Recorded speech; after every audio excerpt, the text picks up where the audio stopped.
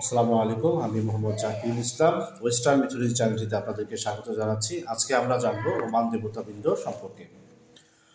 পূর্বোল্লেখিত বা এর আগে যে ভিডিওগুলোতে ছিল সেখানে 12 জন মহান অলিম্পীয় দেবতা পরিণত হয়েছিলেন রোমান দেবতাতেও।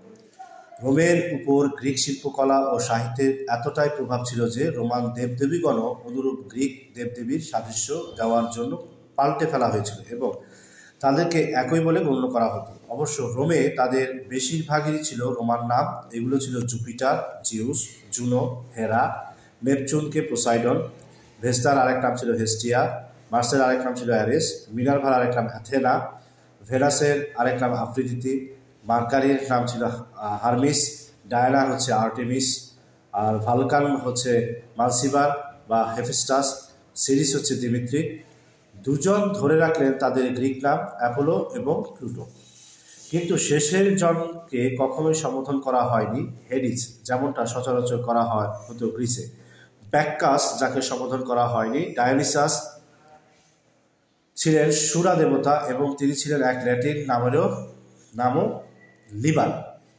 গ্রিক দেবতাদেরকে গ্রহণ করে নেওয়াটা ছিল একটি স্বাভাবিক ব্যাপার, কারণ রোমানদের ছিল না তাদের নিজস্ব কোনো সবিশেষ ব্যক্তিত্ব সম্পন্ন দেবতা।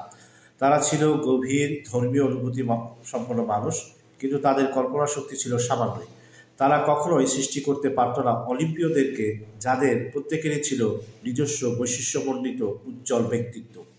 গ্রিকদের কাছ থেকে গ্রহণ করার আগে তাদের দেবতারা ছিল অস্পষ্ট, ইতস্তত করে কোনো কিছুর পরিচয় দেওয়ার চাইতে বেশি কিছু নয়। তারা ছিল নিউমিনাবৃন্দ, যার অর্থ শক্তিসমূহ বা ইচ্ছাসমূহ, সম্ভবত ইচ্ছা শক্তিসমূহ। ইতালিতে গ্রিক সাহিত্য এবং শিল্পকলার প্রবেশের পূর্ব পর্যন্ত রোমানরা সুন্দর ও কাব্যিক দেবতাদের কোনো প্রয়োজনই বোধ করেননি। তারা ছিল বৈষয়িক জনগোষ্ঠী এবং সঙ্গীতকে উৎসাহদানকারী। বেনিবদ্ধ মিউজগর বা গীতিময় অ্যাপোলো তার স্বর্ণালী বীণায় সৃষ্টি করেছেন মধুর মেলোডি বা এরকম কোনো কিছুর প্রতি তাদের ছিল না কোনো আগ্রহ। তারা চেয়েছিল নিত্য প্রয়োজনীয় কাজের দেবতা, উদাহরণস্বরূপ এমন একজন যে পাহারা দেবে শিশুর দোলনা, অথবা এমন একজন যিনি পরিচালনা করবেন শিশুদের ভোজন। নিউমিনাদের কোনো কাহিনী কখনোই বর্ণিত হয়নি। বেশিরভাগ ক্ষেত্রে তারা পুরুষ কিনা নারী তাও উল্লেখ করা হয়নি। তবে তারা জড়িত ছিলেন প্রাত্যহিক জীবনের বিভিন্ন সাধারণ কাজকর্মের সাথে এবং তারা যে সম্মান অর্জন করেছিলেন তা দিমিত্রির ও ডায়োনিসাস ব্যতীত অন্য কোনো গ্রিক দেবতার ভাগ্যে জোটেনি। তাদের মধ্যে সবচেয়ে বিখ্যাত ও শ্রদ্ধেয় ছিলেন লারিস এবং প্যানাটিস। প্রতিটি রোমান পরিবারে থাকতেন একজন করে লার, যিনি ছিলেন কোনো এক পূর্বপুরুষের প্রেতাত্মা, এবং কয়েকজন প্যানাটিস, যারা ছিলেন চুল্লি দেবতা ও খাদ্য ভাণ্ডারের অভিরক্ষাকর্তা। তারা ছিলেন পরিবারটির নিজস্ব দেবতা, কেবল ওই পরিবারটির জন্য নিবেদিত। প্রকৃত এর সবচেয়ে গুরুত্বপূর্ণ অংশ সকল গৃহস্থালীর রক্ষক। মন্দিরে কখনো তাদের উপাসনা হতো না, কেবলমাত্র গৃহেই তা সম্পাদিত হতো, যেখানে প্রতিটি ভোজনে খাবারের কিছু অংশ তাদের জন্য উৎসর্গ করা হতো। সর্বসাধারণের জন্য ছিলেন লারিস এবং পেনাটিস।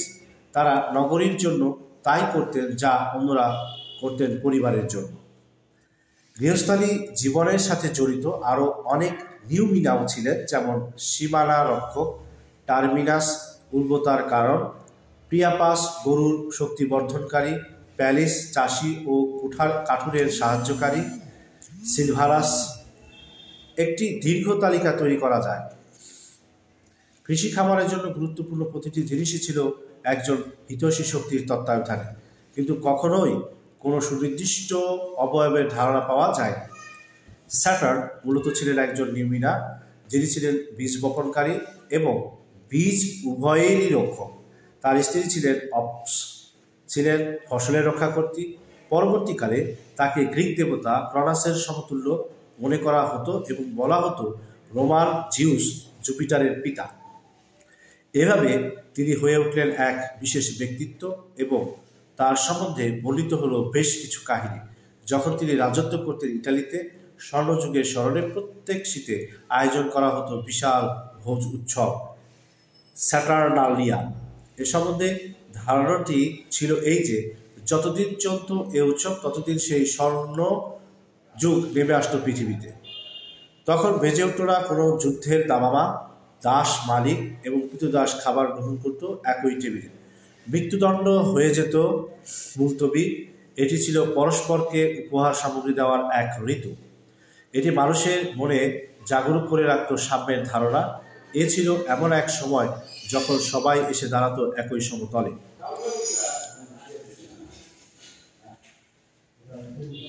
জ্যানাসো ছিলেন মূলত একজন নিউমিনা, শুভ উদ্ভবের দেবতা, যা নিশ্চয়তা দিত শুভ সমাপ্তি। একটি বিশেষ মাত্রায় তিনি ব্যক্তিত্বময় হয়েছিলেন। রোমে তার প্রধান মন্দিরটি পূর্ব পশ্চিমে বিস্তৃত ছিল, যেখানে ঘটে দিবসের উদ্বোধন এবং সমাপ্তি। এর ছিল দুটি দরজা, যাদের মাঝে দাঁড়িয়ে থাকত তার মূর্তি, দুটি মুখাবয়ব নিয়ে, একটি তরুণের এবং অপরটি বৃদ্ধ। এই দরজাগুলো বন্ধ থাকত কেবল তখনই যখন রোমে বিরাজ করত শান্তি। নগরীর জীবনে প্রথম 700 বছরে এগুলো বন্ধ ছিল 3 বার। মঙ্গলকালী রাজা নিউমার রাজত্বকালে প্রথম পিউনিক যুদ্ধের পর, যখন কার্থেজ পরাজিত হয়েছিল 241 খ্রিস্টপূর্বাব্দে, এবং অগাস্টের রাজত্বকালে মিল্টন বলেন, যখন কোনো যুদ্ধ বা লড়াইয়ের শব্দ শোনা যেত না কোনো পৃথিবীর কোথাও। স্বাভাবিকভাবেই তার মাস জানুয়ারি দ্বারাই আরম্ভ হতো নতুন বছর। ফরা ছিলেন স্যাটার্নের পৌত্র। তিনি ছিলেন প্যানের রোমান সংস্করণ, এক অমার্জিত দেবতা। তিনি ছিলেন এক ভবিষ্যৎ বক্তা এবং মানুষের সাথে কথা বলতেন স্বপ্নে। ফনবিন্দ ছিলেন রোমান স্যাটার। কুইরিনাস ছিল দেবত্বপ্রাপ্ত রোমুলাসের নাম, যিনি ছিলেন রোমের প্রতিষ্ঠাতা। ম্যালিসবৃন্দ ছিলেন হেডিসে, শুভ মৃতদের আত্মা।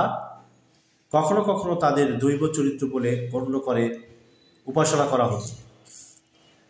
ল্যাম্মি উরিস বা লার্ভা ছিল অশুভ মৃতদের আত্মা এবং তারা ছিল খুবই ভীতিকর।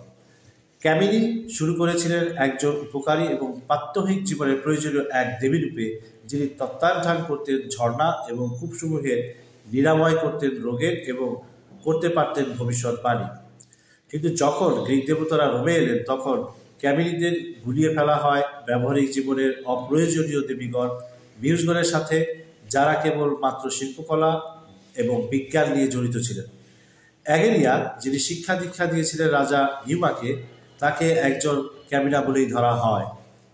লুসিনাকে কখনো কখনো গণ্য করা হতো রোমান ইলিথাইয়া বলে, যিনি ছিলেন শিশু প্রসবের দেবী, কিন্তু সচরাচর নামটি ব্যবহৃত হতো জুনো বা ডায়ানা উভয়ের গুণাবলী বর্ণনা করার জন্য।